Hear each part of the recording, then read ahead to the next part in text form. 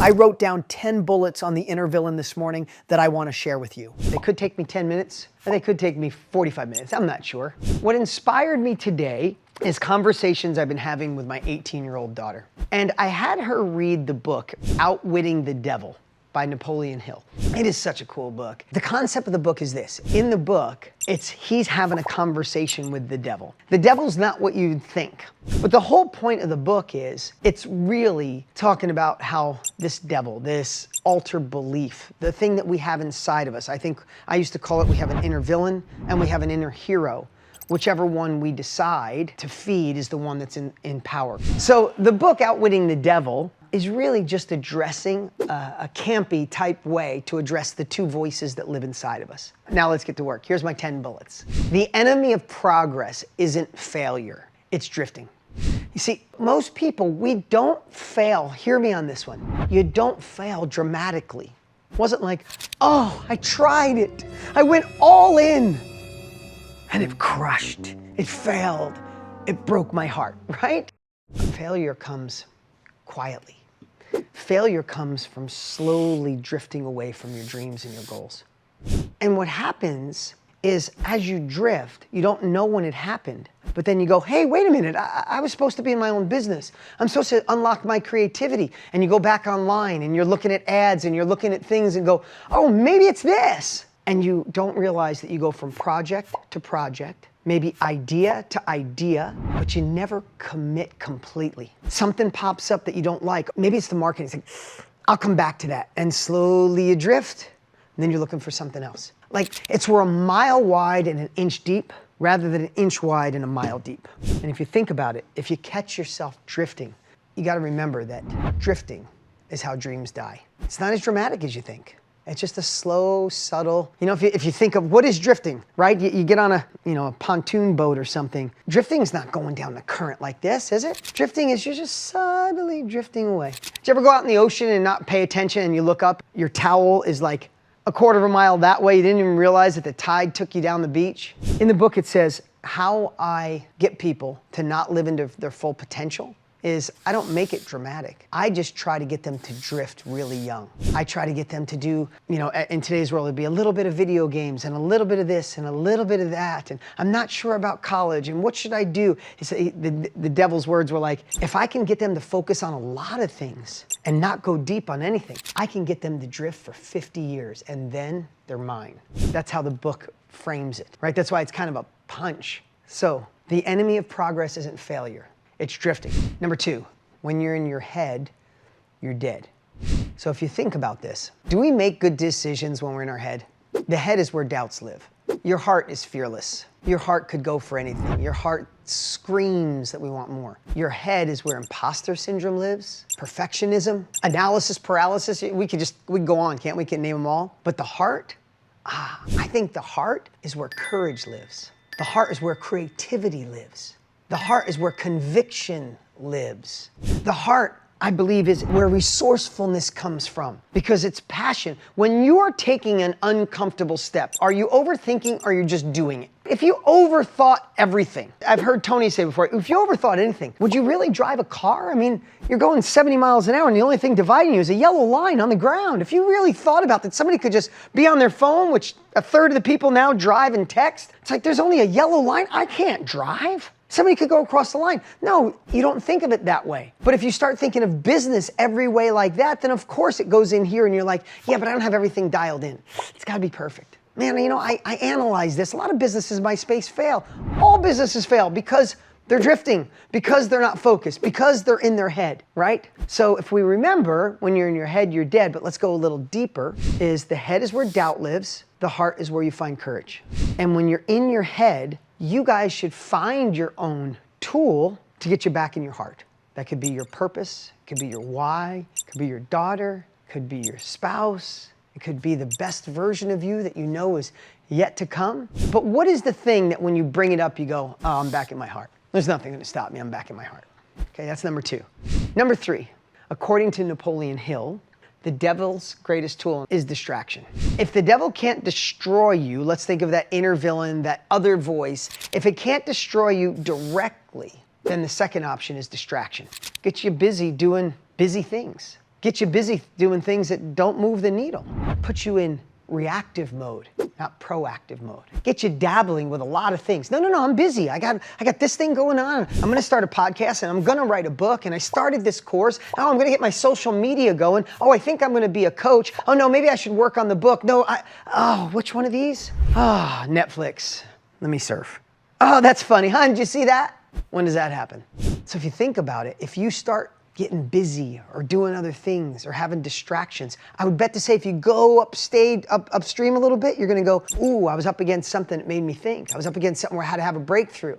So instead of having the breakthrough, I went to Netflix. Instead of having the breakthrough, I went and had a cocktail. Instead of the breakthrough, I just started going like this with my finger. I don't even realize an hour and a half went by. When people say to me sometimes, I'd love to do more of this, Dean, just don't have time. I got this from Tony, which I've watched him do this in front of me. You know what he'll say? He'll say, give me your phone.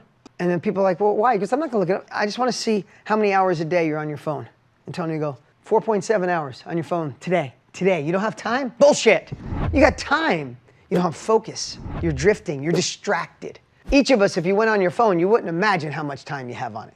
So be careful. The tool of the inner villain or the negative Nelly, whatever you want to call it, that lives inside of you, it's simply just distraction. Keep you busy with things that don't move the needle. Working on things that mean nothing, and it makes you dabble. You can't let that win. Number 4, your future doesn't need more information. It needs more intention. The reason I wrote this one this morning is because sometimes when we're not moving forward, when we're a little distracted, when we're drifting a little, our brain goes into, I need to learn more. And I'm just gonna say this as someone who wants to teach all of you. Don't become a professional learner. Learn enough and become a professional action taker. In some cases, you already know enough. Think of it through the lens of a pencil. You could get your first sale, your first multiple sales, your first 20 sales before you build out a complete funnel and a down sell and an upsell. Get momentum, get in the game, use the thing that drives you forward. And in some cases, you already know what to do. But when you get a little nervous, you go, I need to learn more. So number 4 is your future doesn't need more information. It needs more intention. Take what you know and put it into play. Take what you know and start posting. Take what you know. Use Gigi and get your 6 teaching topics, your 12 teaching topics. Start teaching them in social media for free. Start teaching all your friends. Start the momentum instead of waiting for, I know all the software, it's all built, the course is built, the funnel's built, the piece is built, the webinar's shot. You'll get there, but you'll get there a lot quicker if you recognize these little milestones along the way. Number 5. Indecision is a decision. I know you've all heard that before, but today I want to be a reminder service. Every time you hesitate, delay, or drift, you're deciding to stay stuck, right? If you think about it, if you feel a little stuck, you feel like I'm not sure on this, and then you drift, or you go, I'll do it tomorrow, you're actually making a decision. You actually don't need more time. You need to find a moment of power, a moment of, I'm gonna take this action now. Instead of finding a way around it, we have to find something in our soul to have a moment of power and say now. When's the best time to do this? Right this very minute. When is the best time to attack the thing I've been putting off? Right this very minute. That was number 5, I think. Number 6, clarity lives in your heart, not your head. What if you let your desires, not your doubts, write the next chapter of your life? What would your life look like if your heart and your desires wrote the next chapter? For some reason, we've been taught to be real, be logical, so I can be like everybody else. I want to be the crazy one. I want to be the dreamer. I want to be the one that people look at sideways. Can I tell you? Everyone doubted my dreams, and it's okay. And they didn't doubt me like, you loser. It was more like, hey, other people do that, Dean. That's not where we come from. I'm talking parents, friends, family, right? They couldn't see my vision. That's okay. They weren't trying to hurt me. But if I can find it, if I can live in my heart, then why even get in our head? If your heart shows you that you're unstoppable and it's where your dreams come into reality, then why let the head get in the way? I don't want to oversimplify it, but one's your head, one's your heart. And I think who we listen to determines our destiny. Drifters drift. Decision makers create. Drifters chase what other people are doing. Oh, maybe this is it. Oh, maybe I should do this. Oh, this looks good. Oh, I saw this person online. They got rich doing this. Oh, no, I could try that. Oh, I should do a webinar. No, I should do a podcast. No, I should do a book. Decision makers just go, this is what I'm doing. I'm going to create this. I'm going to lead right? It's a little scary when they say lead. A little scary for some of you, but you're here. You have all the grit. You have all the, you have all of what you need to lead. Sometimes we're waiting for a sign. Well, when this happens, and then that happens, if this lines up, and if this one agrees with me, then I'll go all in. But creators, decision makers, we make a plan. We commit to it emotionally, and then we go deep. Decision makers just go, I'm doing this. I'm doing it. It's scary. I failed. Let me pivot. Oh, it's working. Let me do more of it. It failed. Right? You got to be a decision maker. Plan. Commit emotionally. Go deep. Do it messy. What if it was the line in the sand? I think of those things, right? We all need a line in the sand. We all could say, hey, I thought I'd be further along by now. Can't believe I'm hesitating. Do I still even have this dream? Maybe I should just be happy where I'm at. I mean, my life's pretty good. Or you could just say, today, this is my moment. This is the decision. This is the time. This could be another event, another world summit that I show up, play full out, learn a lot, and then get done and go back. Or it could be the one where you say, no more. I'm gonna go squeeze every bit out of this event.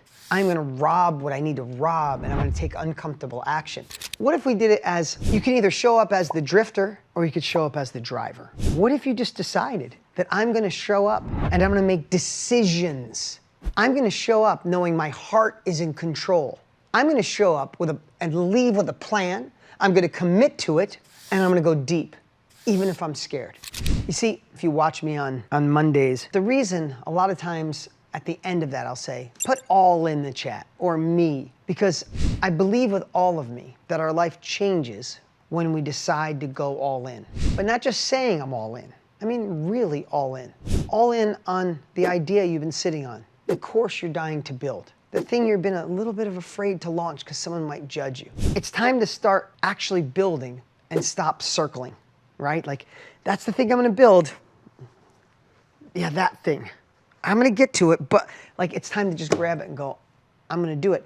And when I say go all in, sometimes people get confused and they say, oh, but I don't have 40 hours a week to do this. It's got nothing to do with 40 hours to do this. It's going all in. By the time that you do have, you commit, you take uncomfortable action, you schedule it, you move forward. When you fail, you learn from it, you keep moving forward. We have to decide. Going all in doesn't just mean I say I'm all in. If this isn't for you, I totally get it. Then go all in on something, right? Doesn't life get better when you're just committed to something? And in a business, you don't get success by dabbling. You don't get success waiting for the other shoe to drop to see what's wrong. You have to see what's right. You have to lead with courage. You have to find a way. You have to work on your mindset. You have to work on the strategies. If the technology's buggy you, park the technology on the side. Use the pencil. Build it. Get your first sale. Then slowly ease into the technology. Whatever you gotta do to keep moving forward. The last and 10th one. Let your heart be the compass. It kind of just summarizes everything we just talked about. Just let your heart lead the way. Trust it. I would bet to say I went most of my life letting my head lead the way when it came to relationships. Now that I let my heart lead, oh, duh. Why didn't someone tell me that a lot sooner? You know? Because I probably wasn't listening. Most of my focus was on business, and I didn't realize that I could have taken the same principles and put it in relationships. And when I did, like the heavens parted. I know politics are crazier now than ever, and if we don't agree on politics, we're not supposed to agree in life. It's a crazy time. But I believe a group like this that leads with their heart, people who are more alive, more aligned, I think it's a group like this that can show that we can come together in a great way. Success allows more influence, isn't it true? And if our desire is to make this world a better place, to impact others, to have deeper purpose in our life and still make money along the way, then the more successful you get, this is what Tony put in my life almost 30 years ago and still puts in my life every day. The more successful we get, the more we can let our purpose out, the more we can help heal, the more we can help lead, the more we can help impact, and the more we can bring this world together.